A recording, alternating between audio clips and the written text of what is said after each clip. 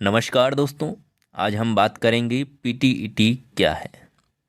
जी हाँ, नए बच्चों का काफ़ी डाउट रहता है कि पीटीईटी क्या है, इससे करने से हमें क्या होगा, या फिर इसके बाद में, इसको कर लेने के बाद में क्या क्या अपॉर्चुनिटी मिलती है आपको जॉब्स में, क्या क्या आप जॉब्स के लिए अप्लाई कर सकते हैं इसको करने के बाद में, उसके बारे में हम यहाँ पर संपूर्ण रूप से डिस्कस करेंगे।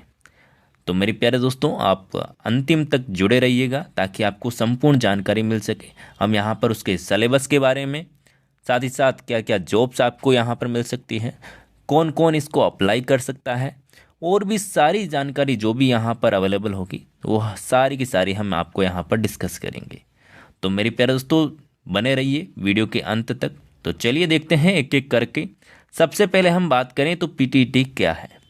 देखिए, पीटीईटी की बात करें तो कहाँ काम आती है मेरे प्यारे दोस्तों। यदि आपका सपना है शिक्षक बनने का तो आपको पीटीईटी करनी पड़ेगी, पीटीईटी का एग्ज़ाम देना पड़ेगा। तो पीटीईटी है क्या और एग्ज़ाम कौन सा इसका, तो ये डाउट भरे सवाल हैं, तो हम यहाँ पर डिस्कस कर लेते हैं। देखिए, यदि आपका शिक्षक बनने का सपना है और यदि आप शिक्षक बनना चाहते हैं तो मेरे प्यारे दोस्तों, पीटीईटी का एग्ज़ाम आपको देना पड़ेगा, जिसकी फुल फॉर्म मैं आपको यहाँ पर डिस्कस कर दूँ ताकि आपको पता चल सके। Pre teacher education test.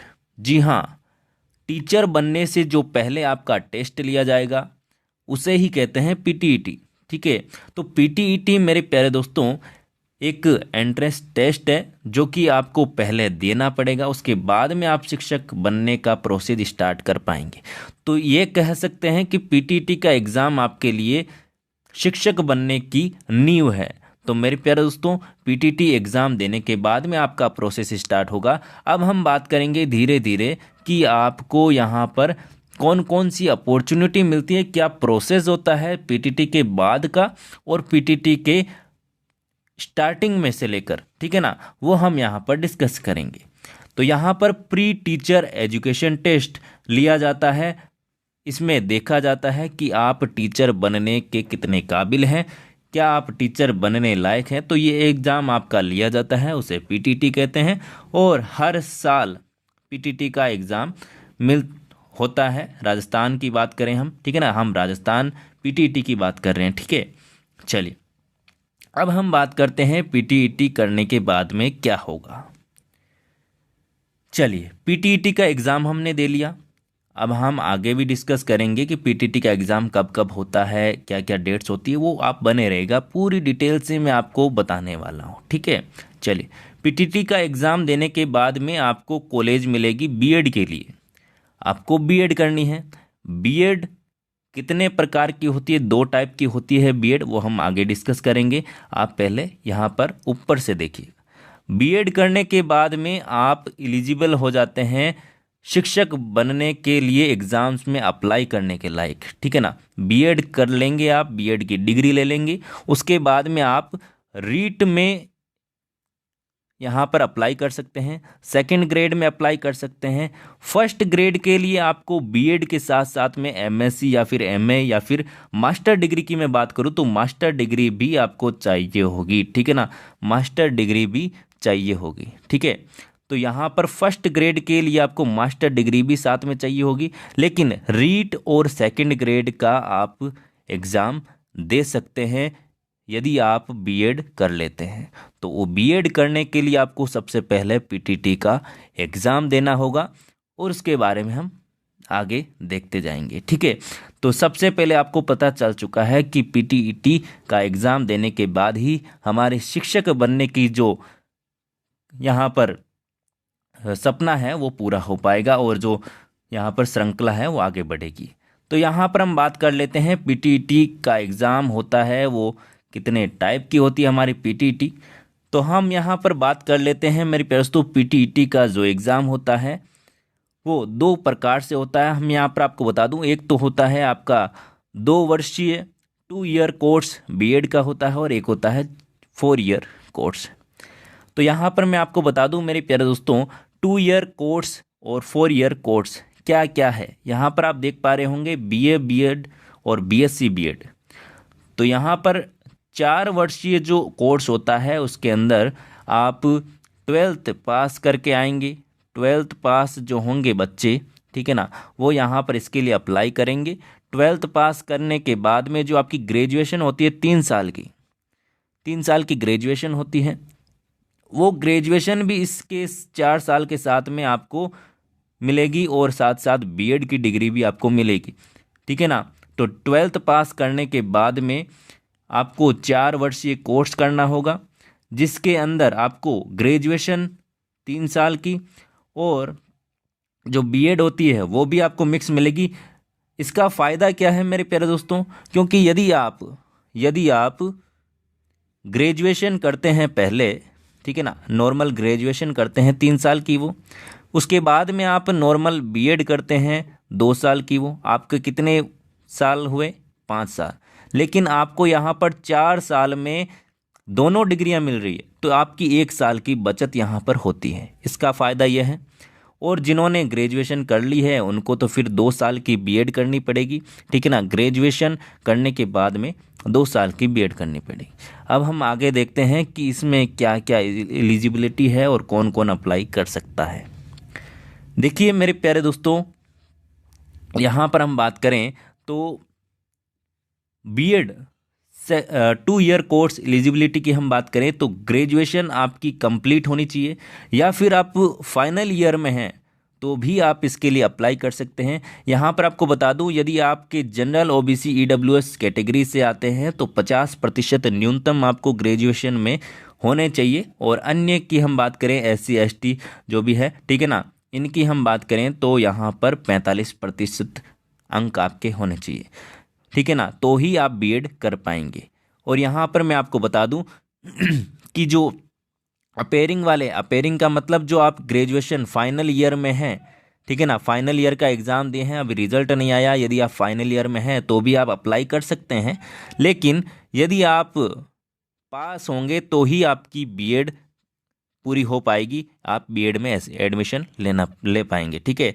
तो यहाँ पर ये आपको बता दिया है मैंने, 50% और 45% यहाँ पर न्यूनतम आपके अंक होने चाहिए। तो आप यदि ग्रेजुएशन में हैं अभी फ़िलहाल तो आप इसके लिए अप्लाई कर पाएंगे, ठीक है। और यहाँ पर हम आगे बात कर लेते हैं 4 ईयर के लिए। तो 2 ईयर के लिए हमें क्या चाहिए मेरे प्यारे दोस्तों, आपकी ग्रेजुएशन कंप्लीट होनी चाहिए या फिर आप फाइनल ईयर में हो, ये आपकी एलिजिबल यहाँ पर एजुकी रहने वाली है 2 ईयर के लिए। आगे हम बात कर लेते हैं 4 ईयर के लिए। 4 ईयर के लिए हम बात करें तो यहाँ पर आप देख पा रहे होंगे, यहाँ पर देखिए 4 ईयर के लिए बीए बीएड और बीएससी बीएड कॉमर्स वाले नहीं कर सकते, यहाँ पर मैं आपको बता दूँ, ठीक है ना, कॉमर्स वालों के लिए नहीं, यहाँ पर बीए बीएड और बीएससी बीएड दो यहाँ पर आप कर सकते हैं, जिसके लिए आपको एलिजिबिलिटी चाहिए 12th पास। यदि आप 12th में पढ़ रहे हैं अभी तो भी आप एग्ज़ाम दे पाएंगे, ठीक है, और 12th कर ली है वो भी एग्ज़ाम दे पाए, मतलब कि एडमिशन के टाइम में आपका 12th का रिजल्ट आ जाना चाहिए, तभी आप बीएड कर पाएंगे, ठीक है। और यहाँ पर वही क्राइटेरिया है, यहाँ पर 50% न्यूनतम आपके अंक होने चाहिए 12th में और 45% अन्य यहाँ पर। और अपेयरिंग वाले अप्लाई कर सकते हैं, मतलब कि आप 12th में पढ़ रहे हैं तो भी आप अप्लाई कर सकते हैं, कोई दिक्कत वाली बात नहीं है, ठीक है। इतना समझ में आ गया। अब बात आती है यहाँ पर सिलेबस की। पीटीईटी एग्ज़ाम के बारे में हमने यहाँ पर डिस्कस कर लिया कि पीटीईटी क्या होता है, 2 वर्षीय होती है, 4 वर्षीय होती है। अब यहाँ पर जो एग्ज़ाम होगा उसके लिए हम क्या करें।